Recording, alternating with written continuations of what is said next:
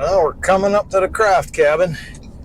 We're up here working this morning, trying to get the house squared up and level. And I had to run back to the store to go get some lumber, as we found out we need to do things a little bit differently. But they should have done something while I was gone. We got PC and Josiah up here working. We were checking it all out. We pulled strings and lasers and stuff like that. Well, I'll tell you what, the door jambs were pretty straight. I was pretty impressed. But down here where we dug this out the other day, we got that jacked up and a temporary wall put in right in there. So we'll show you some of this, how we did it. And so here's what the problem is with these walls right in between the rooms here. Why they've sagged down. We found out here's where the wall lands, in between studs. They don't have anything on any of the joists, as you can see. So that's all sagged. Probably both of these joists. So we got to jack this up and put a temporary wall there. Over here, we took a 4x4 and laid a 4x4 across all our joists over in this side here. Screwed it in, put a 4x4 post in, jacked it up, took out the mess that they had in there, and I figured out where I wanted it. Then we framed our wall to hold it up. And so far, it looks pretty good. Everything ended up right about where we wanted it. I'm pretty happy with it. A couple creaks and cracks, but no big deal. Nothing out of the ordinary when you're jacking up an old house, considering we had to bring it up about 2.5 inches, 3 inches, something like that. So up here, I had a string line. Now this just kind of got me for the floor right there, but right in here was where it was off a lot. That's where the opening was underneath for that door. Now I got a laser shooting. Drop that right on you, did I? And so I got the laser light running across here. I just used the tape measure. I don't have it on me right now, but you can see on my hand the laser line. So we measure down, and we've got a few little highs and low spots, but mostly it's right there where that door line is. It drops about 2.5 inches right there. We kind of have to guesstimate where things are. We're just going to start right off of that line of that wall. We come to find out everything flows downhill toward my level there. The reason is there's a door frame right here, and this door frame, the only thing holding this section up on this side is this one post. And this whole section right here is sagged. So from our outside, which we think is correct, it runs downhill to this side of the steps. But this side of the steps where that big post is good because they got a big beam in there. So we're good there. We got to jack this up, put a permanent wall right here next to the stairs. And that way, once we get that jacked up and secured, we'll have a wall right here. Probably stop somewhere in here so we can make like a doorway.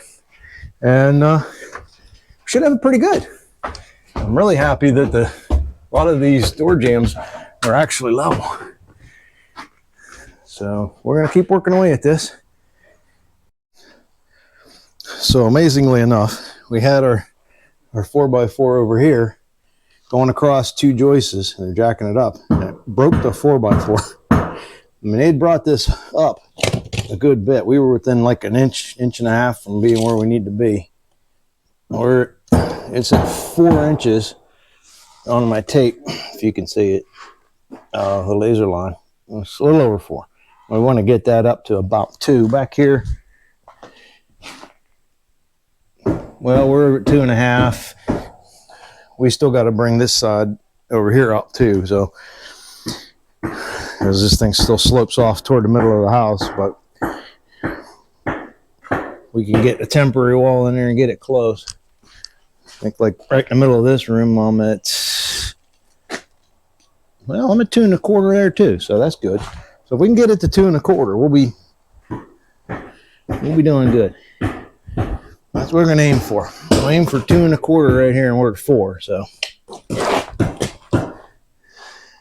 I'll wait till they get ready to jack again.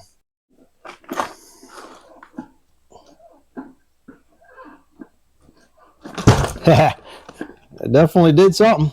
All right, we got 1.5 inches to go. Josiah's got gotta go flex muscles tonight. Yeah, how about that? Is it coming up? It's coming up. You got a ways to go yet.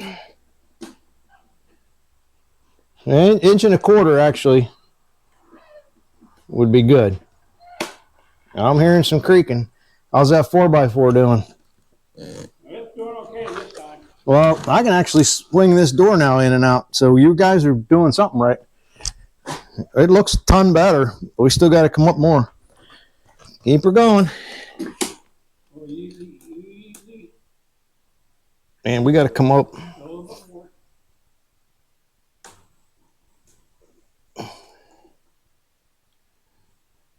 Go again. We got to come up a whole inch, man. It's working. Okay.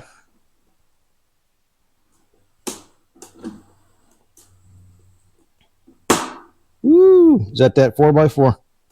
No. The joists? No, I guess we're crushing the 4x4. Yeah, that's what I figured. We're crushing. Oh, and you're under the joist this time. Yeah. Wow. We may not get this. What do you want to do? Keep trying? Which one? Oh. Yeah, okay. Well, that's okay. Keep going. It's actually crushing the 4x4 right into the floor joist. I don't know if you can see that or not. Probably not. It's deflecting right into there. Much more. A lot. I'd like to get it at 2.5. We're at 3 3/4. So 3/4 of an inch. At least the door opens and closes now. I don't know if you're going to get no 3/4 inch out of that. Wait, that thing's creaking. I'm not all that heavy, so you know it's not my weight. How much pressure does it take? It sounds like a ton. I just don't move fast. Yeah, you moved about a It's about 1/8 inch, 1/16 of an inch. You didn't move mine. How much? It only moved about a 1/16 to an 1/8, something like that.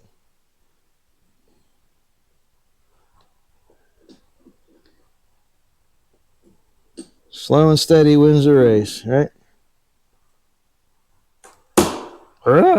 Didn't sound good. I mean, ideally, ideally we'd get another inch out of it, but I don't see that.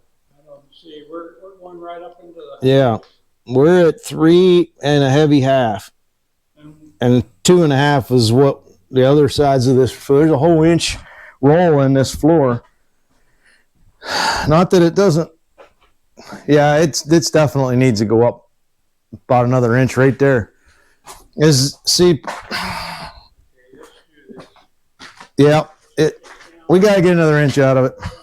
All right, let's go with another game plan here. So this is what we got. We got that thing jacked. We had to put a 6x6 across there to get it to go. We got a little bit of a dip here yet, but being that this wall is setting on nothing, the joists are over here and over here, we're going to end up rejoisting it down there. After we do that, we're going to jack the flooring up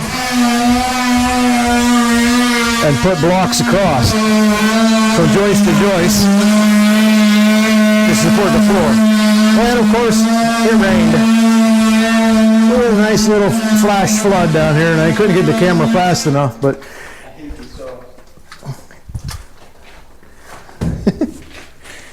so they literally have this supported on a 2x2. This is the only thing that was holding several of these floor joists. It's crazy. So we have a jack right here to jack that up where we need it to be. And over here, we've got another one, but this is what we had to do with that 6x6. You can see it's embedding itself and twisting right into that beam. So there's a lot of weight on there, and a lot of weight for a wall to be running in between joists. This is crazy. We're getting it done. Well, we run into a few problems today. This jack is still here. Well, every time we let this down, this whole thing comes sagging down. We were doing pretty good over here until we tried to take this jack down from here. This whole beam started to go down a little bit. Now there's a jack post there and a jack post there. And in that shorter span, that darn thing started to come down. 1, 2, 3, 4, 5, like 6 foot span. And this thing is, it's not doing well. But I'll tell you why. Here's what the problem was. We found out the more you play around with this stuff, the more you figure out what's going on. So look down that beam. That guy has bowed drastically. So all of these over on this side are all pretty good because they notched it into here, into this beam, and it's notched in, and then they have this notch they cut out of here and they put a 2x2, which was okay because it's tailed into there. So we have structure. Let's see if I can show you. So if you come over here, I don't know, you can probably tell that that joist right here is notched into there, okay? But you can see the big gap. As that thing moved down, this gap gets wider between where the 2x2 was. So it pulled out. Their notch that they had pulled completely out of the beam. So that thing was floating. No wonder that was sagging so bad in there. So we jacked everything up. We put 2x10x16s, cut them down, and we got it all glued and screwed with the angle brackets on the ends, and all that's pretty decent. And so we still have to raise this up between the joists in this zone right in here where the walls are sitting. I cannot believe the amount of pressure that is on there. Well, you can see it's kicking our 2x over right there. I mean, we're gonna almost lose that one. Another couple of years, this house would have fell down. I guarantee it. So we're gonna have to end up building some walls in here. I didn't want to. I'm gonna have to build one at the base of the steps and start running right along the beam. We're gonna put some posts in there, but we're gonna end up probably have to run a wall somewhat there. And we're gonna probably have to run a wall right where I got this thing, because it's pretty good where it's at.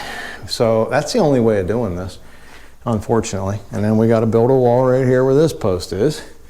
And that'll get us all pretty good shape except for over here where the rock are all coming down. So yeah, a lot of work. And I'll show you upstairs where we're at with things.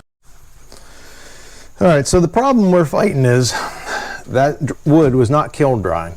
So since it wasn't kiln dried, it just, you know, it was green and it twisted and warped over the years. And then as it aged and dried out, it got softer. And then this house has been open for so long, got moisture, started sucking into that wood, and now it's kind of soft and punky. And so that's our problem. I'm thinking that's why we're having a problem when we let the jack down, why that went down like it did. But this floor is like way better than it was. But the only problem where we were trying to jack it up, like we were saying earlier, is right here. So we got to fix that. But this floor, right where I'm standing in this stairwell, was where we were putting the beams and stuff down there. The beam is pretty much right underneath this. So we're at a little off on the bubble yet. We got to bring this up some more. So when we go ahead and put our wall in here, we'll be able to tweak that and get that. So I'm pretty happy with the way it came out. Could it have been better? Yeah. But one nice thing is a lot of the door jambs, like I said earlier, level. When you put the level on the outside walls, that's the first one that's out, actually. That one's out quite a bit. That might bow. But the other walls are all pretty plumb. So that one's dead on. So we got some wins. We got some door jambs that are like straight on, so that's good. Even though, look at those studs, they look like they're leaning, and they may have been leaning since day one, who knows. But it looks like that whole wall is, especially over here, this is leaning a lot. But the crazy thing is when you put a level on it, I mean, yes, they're off that way, but when you put a level on it this way, I'm gonna get you around the nails, it's level. So that may be because of plaster and lath, they didn't really care too much about those. and they figured it didn't matter. They did outside corners, kept those nice and square and true. They leveled them in and out, but when it come to this wall, left or right, just doesn't matter, you know. You're gonna throw in lath board and plaster it. That's a guess, I don't know. Because nothing else is settled in this room, even though it looks like it's off, so. These old houses will drive you bonkers, really. Anyhow, learn from me, don't buy an old house that needs this much work. Now, I kind of like doing this, I'm a crazy old guy. Anyway, we had fun today. All right, we'll be back and do some more straightening up and leveling up and plumbing up.